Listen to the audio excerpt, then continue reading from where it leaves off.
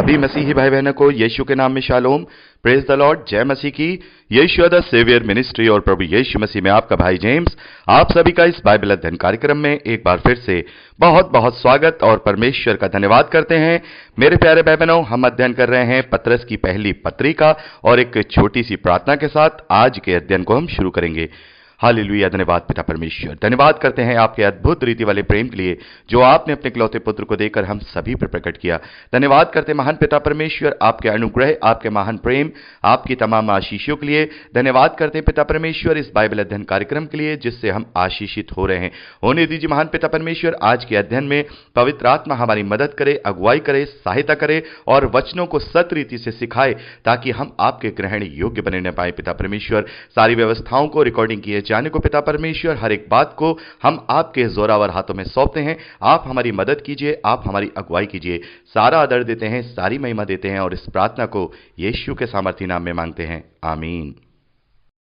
मेरे प्यारे भाई बहनों, अब तक हमने पतरस की पहली पत्री में उसका दूसरा अध्याय 10वें वचन तक का अध्ययन किया था। अब समय है कि हम उसके 11वें वचन से आगे का अध्ययन करें। यहां 11वें वचन में पतरस कहते हैं, हे प्रियो, मैं तुमसे विनती करता हूं कि तुम अपने आप को परदेशी और यात्री जानकर उन संसारिक अभिलाषाओं से जो आत्मा से युद्ध करती हैं बचिए रहो। हमने गलातियों की पत्री उसके 5वें अध्याय में पढ़ा कि शरीर और आत्मा एक दूसरे के विरोध में लालसा करते हैं, क्योंकि शरीर इस धरती के तत्वों से मिलकर के बना है और आत्मा परमेश्वर के स्वरूप में है। इसलिए यह शरीर इस धरती का लालसा करता है और आत्मा परमेश्वर का लालसा करता है। और ये जो संसारिक अभिलाषाएं हैं जो हमारी आत्मा से निरंतर युद्ध करती हैं, हमारा आत्मा नहीं चाहता है कि हम इन कार्यों को करें, लेकिन जो लोग पवित्र आत्मा की अधीनता में नहीं होते हैं या जिनके साथ पवित्र आत्मा नहीं होता है, वो अपनी संसारिक अभिलाषाओं के आगे हार जाते हैं। क्योंकि हमने रोमियो की पत्री 7वें अध्याय में पढ़ा, पौलुस कहते हैं 18वें वचन में कि कोई अच्छी वस्तु मुझ में वास नहीं करती,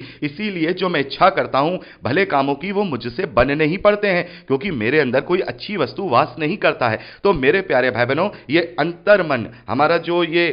जो हमारा भीतरी मनुष्य तत्व है, ये बाहरी मनुष्य तत्व से हमेशा लड़ता रहता है, क्योंकि वो जानता है कि वो परमेश्वर के स्वरूप में है और वो परमेश्वर का ही लालसा करता है, आत्मा के फल की लालसा करता है। तो यहां पर पतरस कह रहे हैं कि अपने आप को तुम परदेशी और यात्री जानकर इन संसारिक अभिलाषाओं से बचे रहो जो हमारे भीतरी मनुष्य तत्व के साथ युद्ध करती हैं।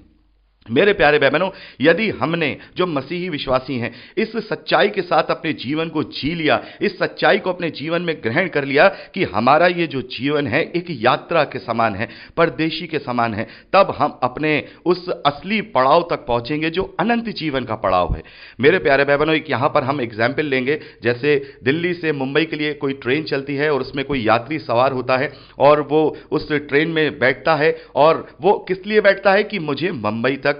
तक पहुंचना है। और वहां उस ट्रेन में काफी सुविधाएं भी होती हैं, काफी सफर की परेशानियां भी होती हैं, तो वो उन सुविधाओं को भी लेता है और उस सफर की जो परेशानियां हैं, तकलीफ हैं, उनको भी सहता है। लेकिन वो उन सुविधाओं को जो उसे ट्रेन में दी जा रही हैं, उन सुविधाओं को ही पकड़ करके ये नहीं सोचता है कि अब मुझे इस ट्रेन में ही रहना है, क्योंकि वो जानता है, उसका विश्वास है कि जो भी यहां सुविधाएं मुझे मिल रही हैं इस ट्रेन के अंदर या मुझे यहां जो भी सफर में जो परेशानी हो रही है वो केवल एक समय तक है, क्योंकि मेरा जो मकसद है वो इस ट्रेन में रहना नहीं है। मेरा मकसद दिल्ली से मुंबई पहुंचना है, मेरा पड़ाव मुंबई है। वैसे ही यदि हमें यह विश्वास हो जाएगा या हम अपने अंदर ये विश्वास बना लेंगे कि हमारा ये जो सफर है ये परदेशी है, ये यात्रा है, हमारा पड़ाव अनंत जीवन का है, असली बात हमें वहां तक पहुंचनी है। ये संसारिक अभिलाषाएं, संसारिक दुख तकलीफें, संसारिक आनंद ये कुछ समय के लिए हैं। जैसा कि हम ट्रेन में हर एक चीज का आनंद लेते हैं और वहां की तकलीफों को भी सहते हैं, वैसे ही इस यात्रा में जो हम जीवन रूपी यात्रा कर रहे हैं इसमें भी हमें वो तकलीफों को सहना है, उन आनंदों को, उन चीजों को भी यहां उनका आनंद उठाना है। लेकिन हमारा जो मकसद है वो अपने डेस्टिनेशन पे पहुंचना है, यानी कि उस अनंत जीवन के लिए, उस स्वर्गीय जीवन के लिए जो कि अनंत है। और इस बात को पौलुस भी कहते हैं कि हमारी नागरिकता यहां की नहीं है। और हमने इब्रानियों की पत्री में भी इस बात को पढ़ा कि लेखक ने कहा कि हम यहां परदेशी हैं, हम यहां पर एक यात्री के रूप में। तो यदि हम अपने जीवन में इस बात को विश्वास के साथ मान लेंगे, इसी के साथ अपने जीवन को जिएंगे, तो हमारा इस संसारिक अभिलाषाओं पर या संसारिक लालसाओं पर हम इन पर प्रबल हो जाएंगे और हम इनसे ऊपर उठ जाएंगे, क्योंकि फिर हम उस अपने पड़ाव की, अपने डेस्टिनेशन की तरफ ध्यान करेंगे कि वो हमें मिलना है, हमें वहां तक पहुंचना है। हम इस यात्रा से प्यार नहीं करेंगे। और जैसा कि वो यात्री जो कि दिल्ली से बैठा है ट्रेन में, वो ये जानता है, उसको ये विश्वास है कि ये ट्रेन मुंबई पहुंचेगी और मैं अपने उस डेस्टिनेशन पे पहुंच करके वहां पर जाऊंगा, ये मेरा मकसद है कि मैं वहां जाऊं, तो वो उस ट्रेन से प्रेम नहीं करता है, उस ट्रेन की बातों को ही अपने जीवन में सब कुछ नहीं समझने लगता है। वैसे ही हमें भी इस संसारिक नाशवान चीजों को कुछ नहीं समझना है, चाहे यहां के दुख हों, चाहे यहां की तकलीफें हों, चाहे यहां के आनंद हों, चाहे यहां के भोग विलास हों, ये सब ही नाशवान है। हमें अपने डेस्टिनेशन पर पहुंचना है और ये डेस्टिनेशन हमें केवल इस विश्वास के साथ ही अपने जीवन में मिलता है, जो विश्वास प्रभु यीशु मसीह ने आश्वासन के रूप में दिया है कि जो कोई प्रभु यीशु मसीह पर विश्वास करेगा वो नाश नहीं होगा परंतु अनंत जीवन पाएगा। 12वें वचन में पतरस लिखते हैं, अन्य जातियों में तुम्हारा चाल चलन भला हो, ताकि जिन जिन बातों में वे तुम्हें कुकर्मी जानकर बदनाम करते हैं, वे तुम्हारे भले कामों को देखकर उन्हीं के कारण कृपा दृष्टि के दिन परमेश्वर की महिमा करें। मेरे प्यारे भाई बहनों, यहां पर पतरस कह रहे हैं कि जो अन्य जातियां हैं, जो अविश्वासी लोग हैं, उनके साथ भी हमारा जो स्वभाव है, हमारा जो व्यवहार है,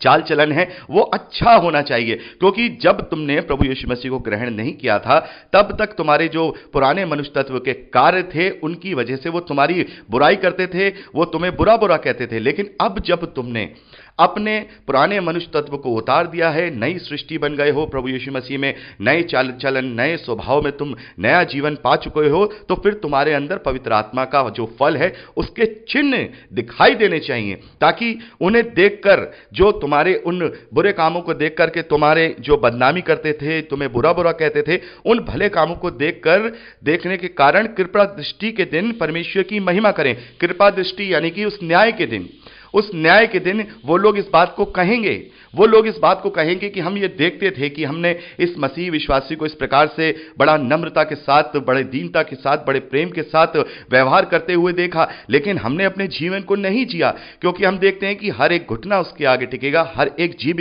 उसका अंगीकार करेगी, चाहे वो आनंद के साथ हो, चाहे वो दांत पीसने के साथ हो। आनंद के साथ वो लोग होंगे जो विश्वास के साथ अपने जीवन को जिए होंगे और वो अनंत जीवन के लिए जाएंगे, जिनका नाम जीवन की पुस्तक में लिखा है। और दांत पीस करके वो लोग होंगे जिन्होंने सुसमाचार को सुन करके भी उसका इनकार किया, जिन लोगों ने प्रभु यीशु मसीह को जान करके भी उसका इनकार किया, जिन लोगों ने सच्चाई को ठुकरा दिया, फिर वो वहां पर दांत पीसेंगे, लेकिन हर एक घुटना, हर एक जीभ उसका अंगीकार करेगी, हर एक घुटना उसके आगे झुकेगा। इसीलिए हमें समस्त मानव जाति में जितने भी लोग हैं, चाहे वो विश्वासी हों चाहे वो अविश्वासी हों, हमें अपने चाल चलन के द्वारा उनमें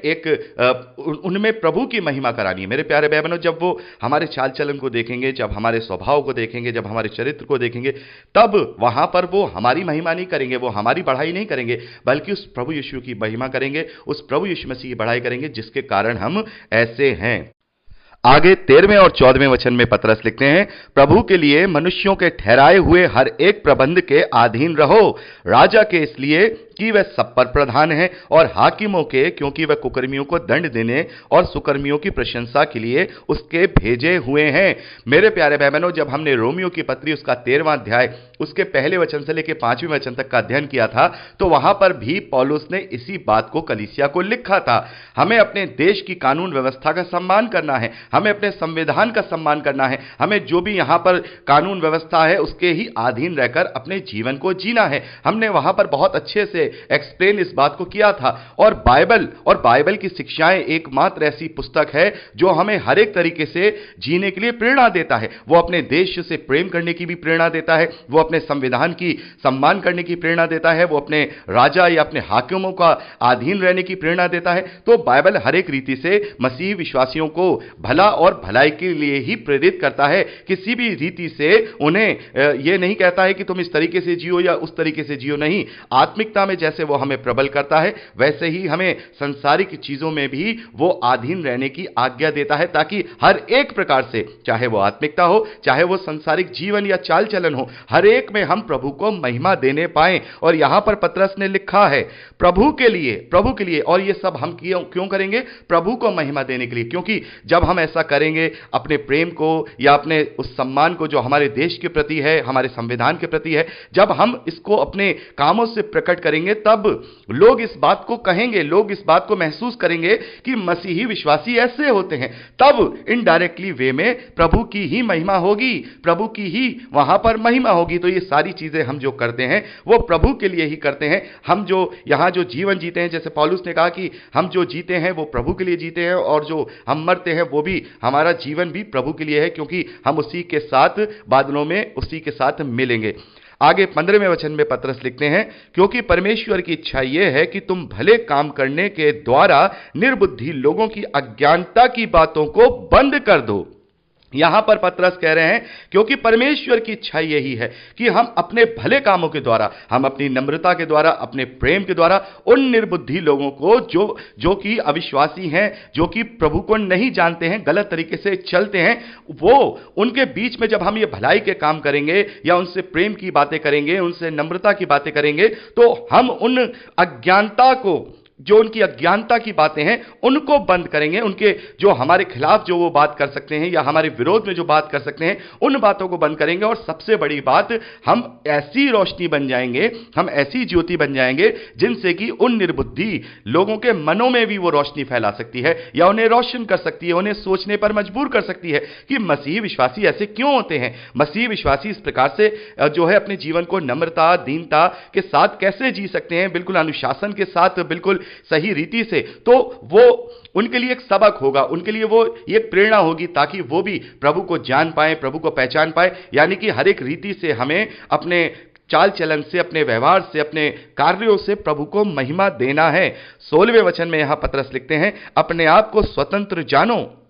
पर अपनी स्वतंत्रता को बुराई के लिए आड़ ना बनाओ। मेरे प्यारे भाई बहनों, यहां हम देखते हैं मसीही विश्वासी अपनी स्वतंत्रता को, जो उन्हें स्वतंत्रता दी गई है, जो उन्हें आजादी दी गई है, वो इस आजादी का गलत इस्तेमाल करते हैं, अपनी बुराइयों के लिए वो आड़ बनाते हैं। बहुत सारे ऐसे लोग हैं जो दाक रस है उसको लेकर के ये कहते हैं कि देखिए बाइबल में तो लिखा है कि शराब पी सकते हैं, और वो इस तरीके से वहां मतवाला होना और सारी चीजें करना और दुनियावी तरीके से उसको अपने जीवन में लागू करना, और उसमें बाइबल का रेफरेंस देना कि देखिए बाइबल में यहां लिखा है, बल्कि इस बात को वो जानते ही नहीं कि वहां एक्चुअल में लिखा क्या है। लोगों ने इंग्लिश की बाइबल में शब्द पढ़ लिया वाइन, तो देखिए यहां पर वाइन लिखा है, यहां कोई दाखरस या दाख मधु या दाख मदरिया नहीं लिखा है, इन तीनों शब्दों के लिए ही वाइन लिखा है, तो ये वाइन है। तो अपनी उस स्वतंत्रता को जो उन्हें दी गई है, उस स्वतंत्रता को वो अपनी बुराइयों को छुपाने के लिए इस्तेमाल करते हैं। तो मेरे प्यारे भाई बहनों, हमें अपनी स्वतंत्रता को अपनी बुराइयों को छुपाने के लिए इस्तेमाल नहीं करना है, अपनी कमियों को छुपाने के लिए इस्तेमाल नहीं करना है। हमें स्वतंत्र किया गया है, हमें आजादी दी गई है, इसलिए कि ताकि हम अपने जीवन को, अपने शरीरों को जीवित और पवित्र और परमेश्वर को भावता हुआ बलिदान चढ़ाकर अपनी धार्मिकता को सिद्ध करें, अपनी आत्मिक सेवा को पूरा करें, ताकि हम किसी आडंबर में ना फंसे, ताकि हम बेकार की किसी बातों में ना फंसें और केवल अपना जो फोकस है वो अपने आत्मिक जीवन को दे पाएं, ताकि हम परमेश्वर के ग्रहण योग्य बनने पाएं। मेरे प्यारे भाई बहनों, इस आजादी का हमें गलत फायदा नहीं उठाना है, गलत तरीके से अपनी आजादी को अपने निज फायदे के लिए पेश नहीं करना है। 17वें वचन में पतरस लिखते हैं, सबका आदर करो, भाइयों से प्रेम रखो, परमेश्वर से डरो, राजा का सम्मान करो। तो मेरे प्यारे भाई बहनों, मसीही विश्वासियों का जो जीवन है, उनका जो चाल चलन है, वो एक मिसाल के रूप में होना चाहिए। उनकी हां की हां और उनकी ना की ना हो, उनका जीवन एक दूसरों के लिए प्रेरणादायक होना चाहिए। क्योंकि जब हम दूसरों तक सुसमाचार लेकर के जाएंगे या प्रभु का प्रचार करेंगे, तो पहले तो वो हमारे चरित्र को देखेगा, पहले तो वो हमारे स्वभाव को देखेगा कि ये कैसा है, तब तो वो हमसे कुछ सीख पाएगा या हमसे प्रभावित हो पाएगा। यदि हमारे अंदर ही वो सारी चीजें नहीं होंगी, हम ही दुनियावी जीवन जी रहे होंगे, तो हम फिर उसके पास कौन सी रोशनी लेकर के जाएंगे, उसके पास कौन सा प्रचार लेकर के जाएंगे। वो तो छूटते ही ये कह देगा, पहले अपना जीवन तो सुधारो, मेरा जीवन सुधारने के लिए तुम क्यों आए हो। तो इसीलिए जरूरी है कि प्रभु की महिमा अगर हमें करनी है, उसका प्रचार करना है, तो हमें अपने जीवन को भी अनुशासन के साथ, नम्रता के साथ, प्रेम के साथ, दीनता के साथ, भाईचारे के साथ, इन सभी के साथ जो कि प्रभु यीशु मसीह का स्वभाव है, उसकी परछाई में जीना होगा, ताकि हम इनके द्वारा भी प्रभु की महिमा का कारण बन सकें। तो मेरे प्यारे भाई बहनों, यहां पर हमने 17वें वचन तक का अध्ययन किया और 18वें वचन से आगे का अध्ययन हम अगली रिकॉर्डिंग में करेंगे। प्रभु आप सबको बहुत आयत की आशीष दे, अपने वचन में दृढ़ करे। Praise the Lord. जय मसीह की।